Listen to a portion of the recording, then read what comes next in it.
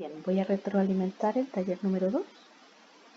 ¿Sí? La actividad decía: el director de un prestigioso foro universitario de la ciudad de Temuco, con sedes en Angol y Pucón, se encuentra elaborando un nuevo proyecto con clases especiales, ¿cierto?, que considere la actual situación sanitaria para su desarrollo y también los futuros cambios en el sistema de ingreso a la universidad. Para ello requiere de información fiable, ¿cierto?, que le permita tomar buenas decisiones, para no tener que hacerlo a ciegas, ¿no? De manera que con este proyecto se dé respuesta a la demanda real de conocimiento por parte de los estudiantes que pretenden ingresar al sistema universitario. Lamentablemente dispone de muy poco tiempo y por lo tanto no puede estudiarlos a todos. Obviamente requiere de un plan de muestreo. Entonces, en el apartado A lo primero que se pedía era realizar un plan de muestreo que permita estimar la nota media. La primera cuestión a destacar: de los estudiantes de cuarto medio, con una confianza del 94,7% y un error de 0,5%. Recuerden que son notas y están en la misma unidad de medida. Esto no es un porcentaje. Para valorar el tipo de estudiante que sería el futuro cliente del preuniversitario, ¿verdad?, utilizando una metodología probabilística. Importante, debemos indicar además los motivos de la elección y cómo sería la aplicación. Entonces, solo para desarrollar este apartado, con lo cual significa que no puedo usarlo en los otros apartados, cuentas con el marco muestral que tiene el preuniversitario, donde se registran los estudiantes de cuarto medio de los principales colegios de las 3 sedes. Bien, el plan de muestreo, como ya sabemos, consta de inicialmente 5 pasos hasta llegar a conseguir la muestra.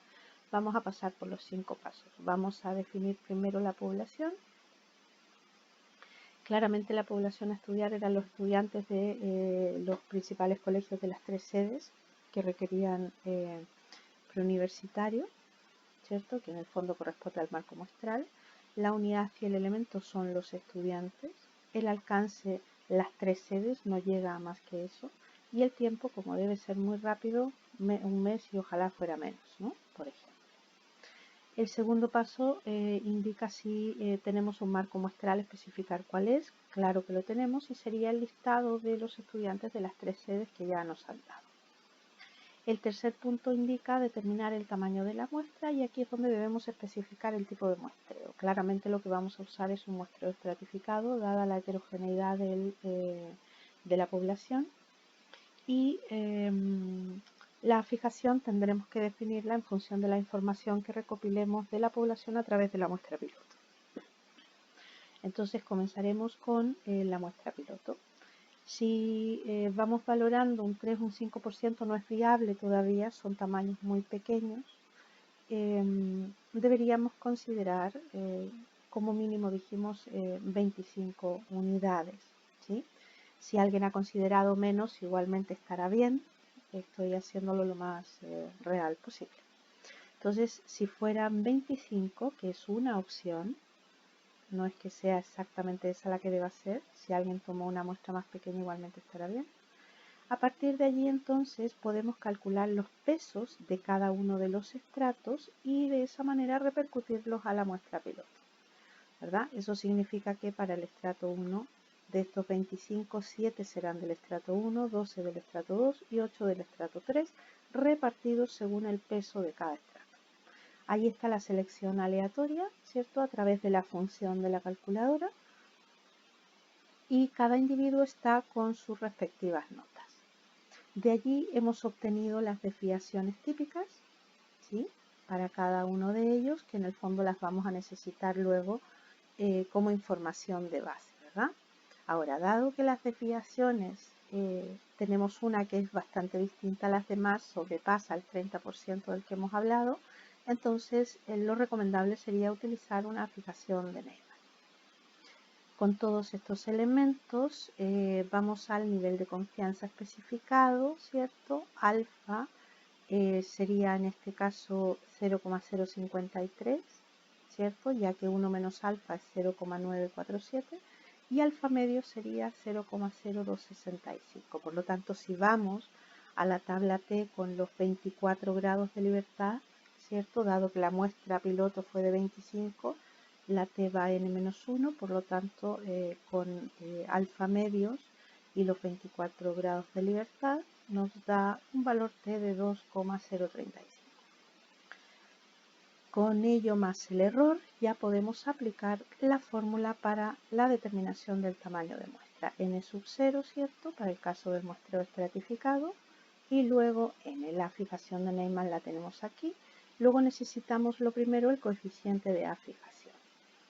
Para ello entonces simplemente tenemos el tamaño por su desviación típica y dividido por la suma de lo que ocurre con los tres estratos, ¿sí?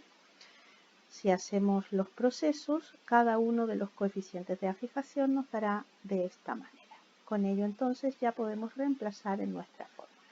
Teníamos el peso al cuadrado por su tamaño dividido por su coeficiente de afijación para cada estrato, dividido el error al cuadrado y a su vez dividido por el valor de t al cuadrado.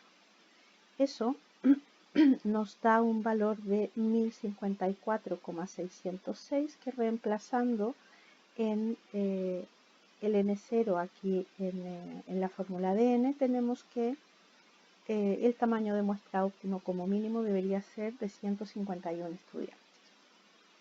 ¿Sí? Luego entonces debemos repercutir esto según el coeficiente de afijación para cada uno de los estratos. ¿Sí?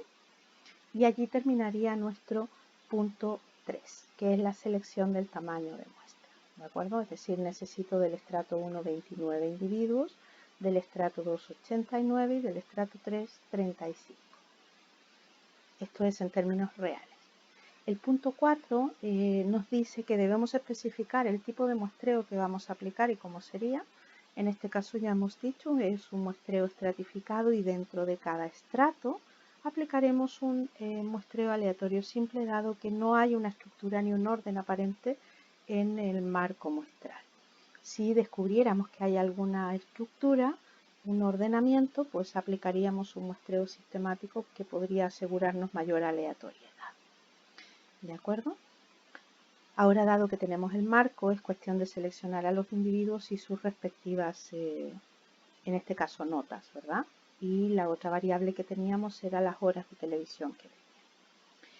En el punto 5 debemos ejecutar el proceso. Aquí está la extracción aleatoria de los, no los he anotado todos, pero para cada estrato tenemos la extracción de los 29 para el primero, 89 para el segundo y 35 para el tercero.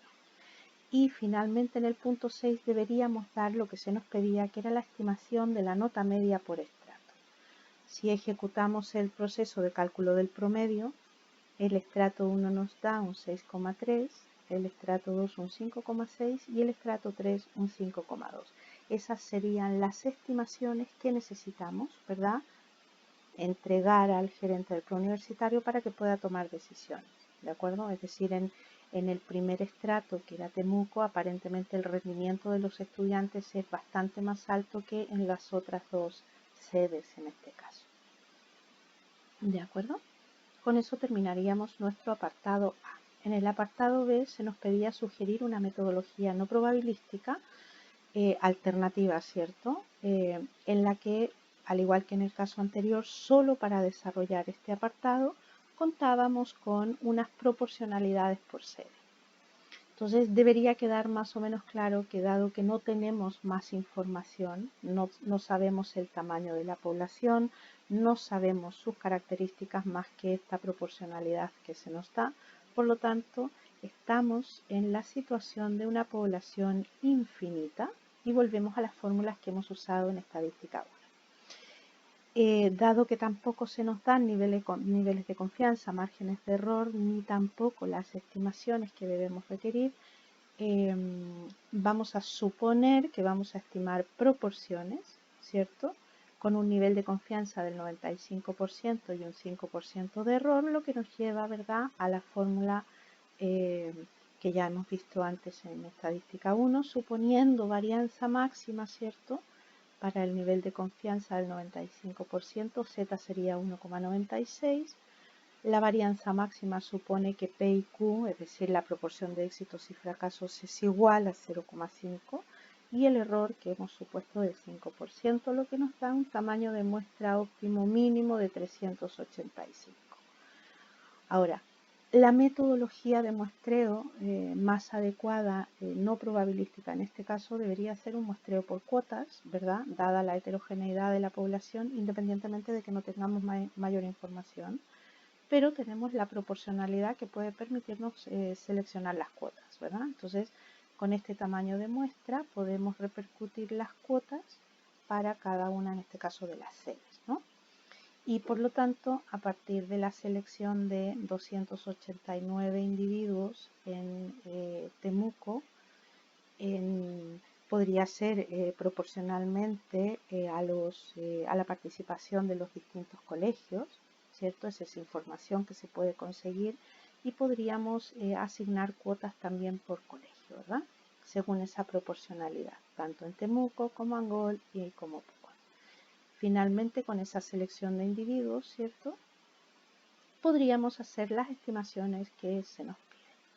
Ahora, ¿qué ocurre si alguien, en vez de pensar en estimar proporciones, decide estimar medias?